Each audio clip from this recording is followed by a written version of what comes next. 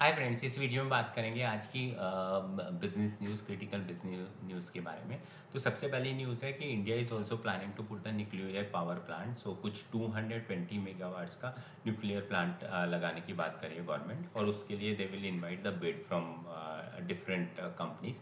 But उसमें prerequisite ये है कि even foreign company can come, but they have to do the partnership with the local manufacturing, which which way is good to keep the local manufacturing company in terms of technology alignment as well as in terms of having the more capability building. Otherwise so foreign वाले आते हैं, लगा के चले जाते हैं, पैसे कमाते हैं, stuff like that. So from that perspective, second is जो ये US टैरिफ डील हुई थी उसी को सब्सिक्वेंट आगे बढ़ाते हुए बायलैटरल ट्रेड डिस्कशन होने वाला है, जिसके लिए इंडिया से there will be a team going to US from 20 to 22nd of April, and that's where discussion will happen. So hopefully things will move forward, and जैसे ही वो होएगा, hopefully the overall scenario will further improve.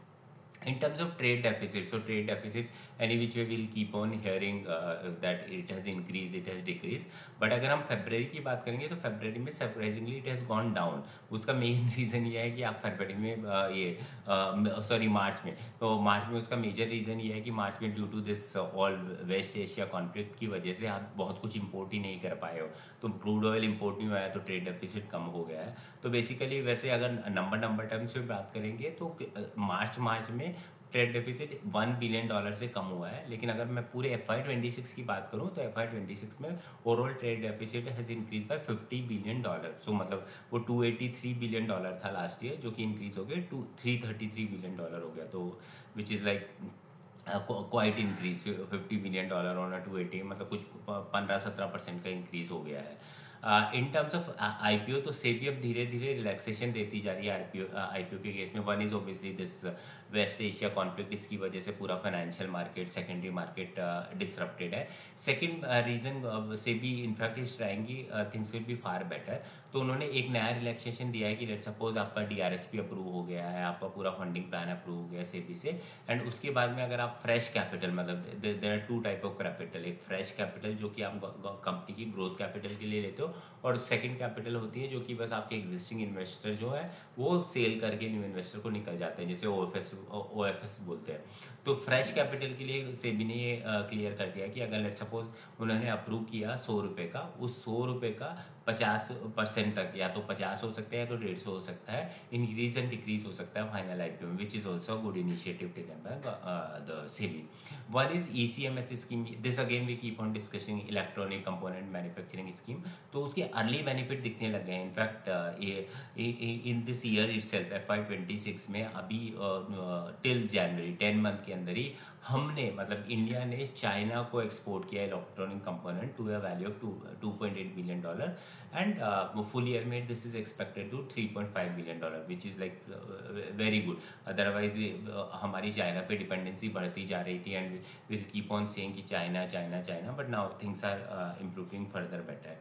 One thing is about trade partners. तो हमारा सबसे ज़्यादा जो trading पहले, आज से 10 साल पहले होता था, वो सबसे ज़्यादा UAE से होता था, बिकॉज हम क्रूड ऑयल खरीदते थे. सेकंड देन चाइना से होता था, देन ऑफ लेट 3-4 साल से US से होता था. बट अभी ये US tariff and all those disruption की वजह से China is again taken over. तो हमारा सबसे ज़्यादा बिजनेस अभी जो हो रहा है वो चाइना से हो रहा है. और एक इंटरेस्टिंग फैक्ट है कि चाइना को जो हम एक्सपोर्ट करते हैं वो इंक्रीज़ हुआ है इस पीरियड में अराउंड 37%, क्योंकि उनसे इंपोर्ट जो इंक्रीज़ हुआ है वो 16% हुआ है. तो which is also very good number to look for.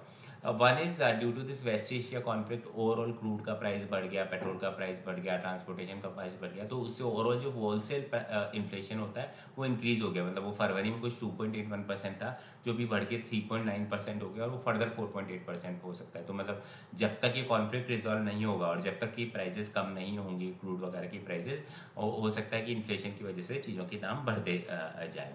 One is about the warehousing space and this thing. तो वेयर हाउसिंग स्पेस की डिमांड करीबन 22% इंक्रीज हुई है इस साल के अंदर, and mainly driven by e-commerce and third party logistic. Third party logistic क्या होता है आपका, जैसे डिलीवरी है, या फिर आपका ये आपका शैडो फ्लैग्स है. तो ये कंपनियां क्या करती है, मतलब ये ई-कॉमर्स कंपनी या दूसरी कंपनियों से आइटम लेती है, फिर देन वो शिपमेंट वगैरह करती है. तो दैट्स वेयर वहाँ से डिमांड बढ़ रही है. One is about the memory price, जिसकी वजह से आपके मोबाइल, लैपटॉप, इन सब प्राइसेस बढ़ते जा रहे हैं. तो this also we discuss multiple time.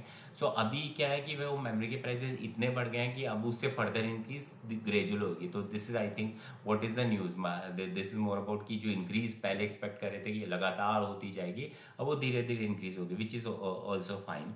One is about bank credit, जो बैंक लोन देते हैं उसकी ग्रोथ FY26 में कुछ 16% हुई है, जबकि डिपॉजिट की इंक्रीज 13.4% हुई है। अब उसका रीजन भी है कि डिपॉजिट में तो people are now becoming more savvy, और अभी तो ये मार्केट पूरा डाउन और डिसअप्ट होने की वजह से people are putting more money into mutual fund. तो ऑब्वियसली धीरे धीरे ऐसा ही होएगा कि डिपॉजिट की ग्रोथ कम होगी और क्रेडिट की ग्रोथ ज़्यादा होगी, so which is also to look forward.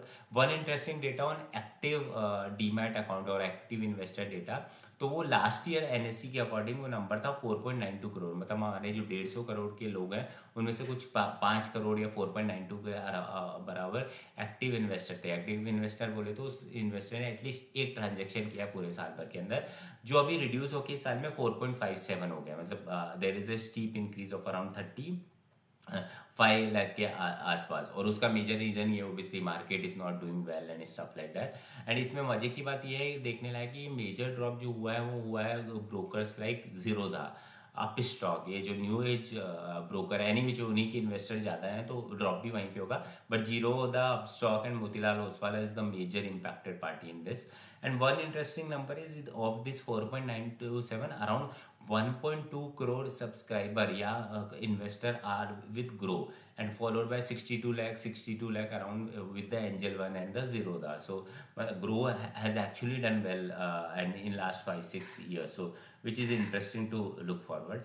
One is about steel making companies, so something like आपका जो सेल है या टाटा स्टील है या फिर आपका JSW स्टील है या जिंदल स्टील एंड पावर है, इनकी प्रॉफिटेबिलिटी एक्सपेक्टेड है कि Q4 की काफ़ी अच्छी आएगी। उसको हमने पहले भी डिस्कस किया था कि गवर्नमेंट ने सेफ गार्ड ड्यूटी लगाई है 15%, एंड फिर सेफ गार्ड ड्यूटी के अलावा there is increase in demand. So put together safe guard duty plus demand increase की वजह से ओवरऑल इस क्वार्टर में उनका वॉल्यूम का इंक्रीज भी आने का एक्सपेक्टेशन है और प्राइस का इंक्रीज भी आने का एक्सपेक्टेशन है। So look forward for the steel companies the overall financial. This is it for today, thank you.